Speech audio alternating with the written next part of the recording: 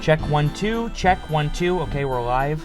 Come on in, sir. Wait, this is not the tavern. Yeah, sorry, I had to lie. There was no other way to get you in here. My name is Connor Johnson. Nobody cares. I brought you in because we need you to record the voiceover narration for Beauty and the Beast. What have you been up to today, sir? Winning Winning what? the Nobel Prize. Yeah, sorry that Belle turned you down. What else have you been up to today? Ever since Belle turned me down, I've been looking for a wife. But this entire day, all I've gotten is rejection after rejection. I feel like you do all the time. What woman did you go after today? First, I went to Arendelle. But when I gave Elsa my heart, she let it go. Oof, that's cold. Then, when I asked Jasmine to let me into her life, she said I wasn't Aladdin. Bummer. She would have made quite a boo. Minnie Mouse walked away from me when I offered her mouth-to-mouse resuscitation. Then, I bumped into Christopher Robin's mom. I said, call me Pooh, because all I want is you, honey. Ouch. That hurts. She sounds very rude. With Sleeping Beauty, I said, baby, you stole my heart. That's why you're under arrest. With Ariel, I was all like, is your name Ariel? Because we mermaid for each other. Oof. I bet that rejection made you salty. She's gross anyway. Red hair, simple, obsessed with muggles? She must be a Weasley. Yeah, plus she's a hoarder too. Me too, pal. No, hoarder. Whatever. You know why she wears seashells, right? Why? She's too small for B shells and too big for D shells. Okay, sir, that is wildly inappropriate. Next, I found Snow White, and I was like, hi-ho, I'm the 8th dwarf. Sexy. I can see why that line came up short. I didn't really want Snow White anyway. She's toxic. How so? Among her closest friends, 6 out of 7 aren't happy. No way she's the fairest in the land. Things with Mary Poppins started great under her umbrella Ella A. But later on, she kicked me out. What? Why? Because I destroyed her herb garden. I don't understand. It's her fault. She told me to step in time. Where did you meet all these girls? Tinderella. You're normally great with the ladies. Was Belle the first girl to ever reject you? Belle was the second, actually. Really? Who was the first? Can I tell you a secret? If it gets out, it could cause a scandal. You're good, Gaston. I'll edit this part out. I am actually the hunter who appears in Bambi. I strolled up to Bambi's mom and said, oh, aren't you a dear? She just stared.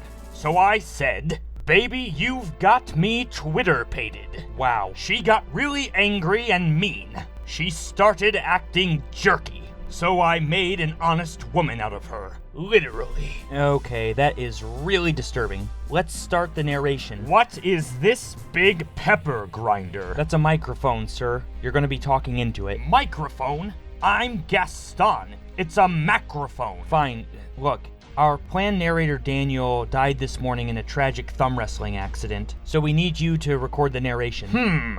Do I get to talk about myself? You're gonna talk about Beauty and the Beast. Both of those refer to me, so yes, I'm in. Great, so here is what you'll be reading. How can I read this? There's no pictures. Yeah, I'd assumed you couldn't read, so I brought in your fairy godmother to cast a spell of literacy. Come on in, ma'am. Hello, Gaston.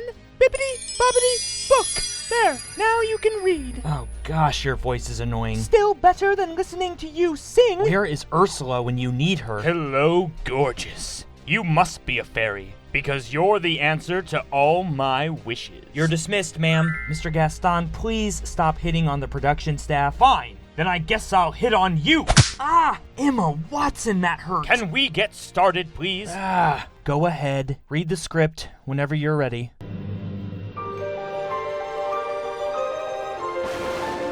Once upon a time is the most cliche way to start a story. But whatever. Once upon a time in a faraway land. Wait, this takes place in France, right? That's not really that far away. Like, what if this show gets performed in Berlin, or Brussels, or London, or Paris? That's in France. You're good with geography, sir. I'm also good with math. I specialize in Belle curves. Once upon a time, in a faraway land, a young prince lived in a shining castle. We never meet the prince's parents, so they must be dead. Wait, if they're dead, then he should be king. And if his parents are alive, why don't we see them during the story? A young prince lived in a shining castle. Had he already written Purple Rain? Or did that come later? Wrong, Prince. You're mistaken. Me? Mistaken? Yeah, when doves cry. Although he had everything his heart desired, the artist formerly known as Prince was selfish, spoiled, and unkind. You know what else is selfish? That seafood place, Long John Silver's. Everything that company does is selfish. Selfish? Did you just make a pun? Punch? Okay. No more hitting and no more puns. Hey, what do you call a selfish bomb? Huh? Mine. What did I just say? But then, one night, an old beggar woman came to the castle and offered him a single rose in exchange for shelter from the bitter cold.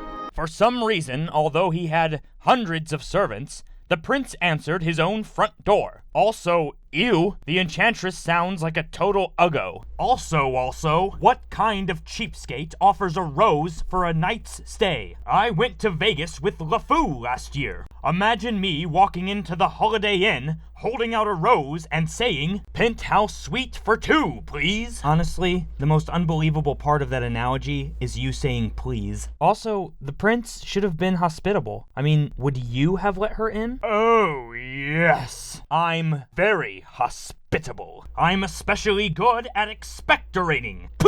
Oh, that went in my eye, sir. Is this how LeFou feels all the time? Yes? Why? I pity LeFou. What? Nothing. Please resume the narration. Repulsed by her Hagrid appearance. Her Hagrid appearance? Hagrid? Castles? Magic? I knew this story sounded familiar. You might be confused, sir. I bet the beggar woman was like, "You're a wizard, Harry." That's not right, sir. And after the prince transforms into the beast, she says, "You're a hairy wizard." No, it's Haggard, not... Hey, if Hagrid met me, he'd say, "Gaston, you're gorgeous. On a scale of 1 to 10, I'd give you a 9 3/4. Repulsed by her Hagrid appearance, the prince sneered at the gift and turned the old beggar woman away.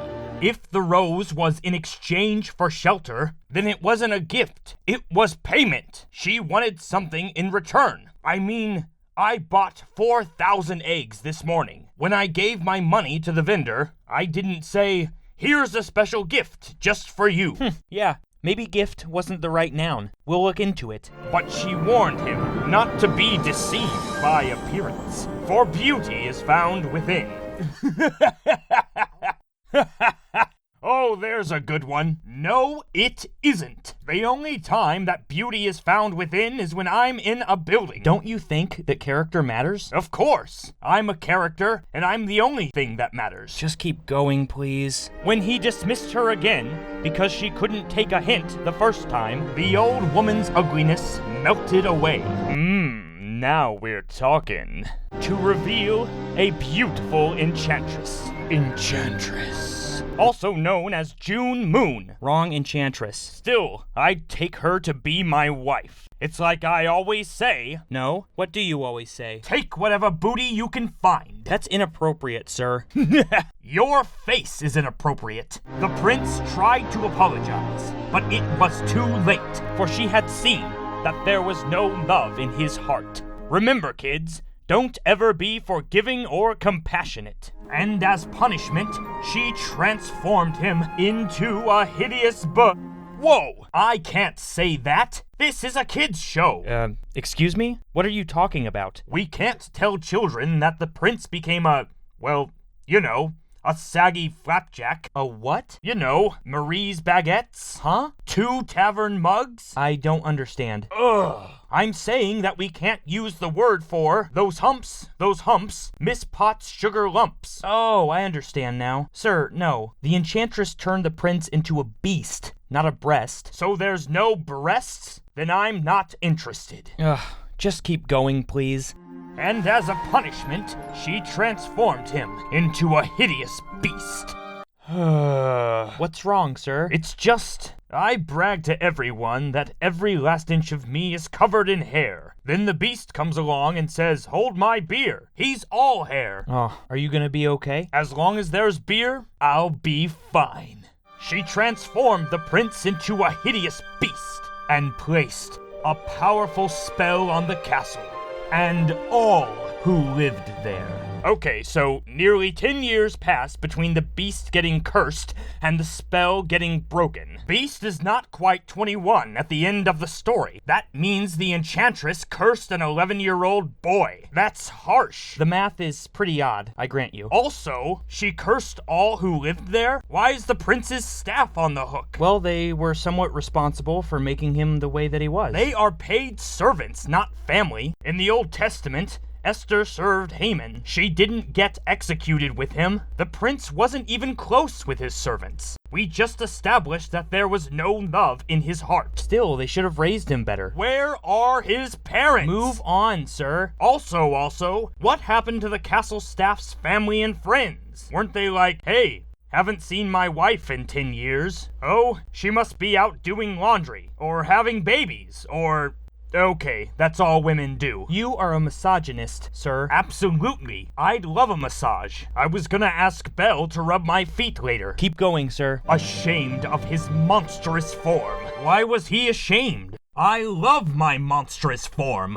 The beast concealed himself inside his castle, with a magic mirror as his only window to the outside world. Every mirror I look in is magical. How did the beast conceal himself? He lives within walking distance of a large town. It just means that he wouldn't let anyone leave the castle. He only had the mirror. Ugh, that's creepy. It's his only window to the outside world. Oh, sure. He gets to peep on whoever, no problem. But when I get caught with binoculars outside of Belle's window, I'm the bad guy. Binoculars are for bird spotting. Oh, I was bird spotting. I'd been thinking about Belle all day. I'm hoping to start a nest with her. This is foul. This is so foul. Shake your tail feather, baby. Don't be a chicken. These stupid lines are cheap. I want to ruffle your feathers, my dove. Let's flock together. Your beauty is so rare, I'm putting you on the endangered species list. Did you make all that up on the fly? Ah, crap. Now I'm doing it too. It's more contagious than bird flu. Do you really spend that much time around Belle's house? Where do you think this background footage came from? The rose she had offered was truly an enchanted rose, which would bloom until his 21st year, at which point the prince would be able to legally drink and would no longer need to sit inside and look at flowers. If he could learn to love another and earn their love in return, by the time the last petal fell, the spell would be broken. In all that time, why didn't any of the castle staff pursue a loving friendship with the beast? The enchantress didn't say that the love had to be romantic. Yeah, they must be pretty rude and unfeeling servants. That's another thing. Why do they keep serving him? He's not paying them anymore. They don't like him. He got them cursed. He treats them badly. What's in it for them at this point? That's probably a question they should take to HR. By the way, did you know that in the real story, the beast ate the clock? You know, Cogsworth? He did? Yes, and Beast told me that Cogsworth was delicious, but the whole process was time-consuming. I hate my job. Please continue, sir. Okay, just let me turn the page, O'Hara. If not, he would be doomed to remain a beast for all time. You know who else is a beast? Josh Allen. Who's that? The quarterback of my favorite NFL team, the Buffalo Bells. Just finish, please. As years passed, he fell into despair and lost all hope.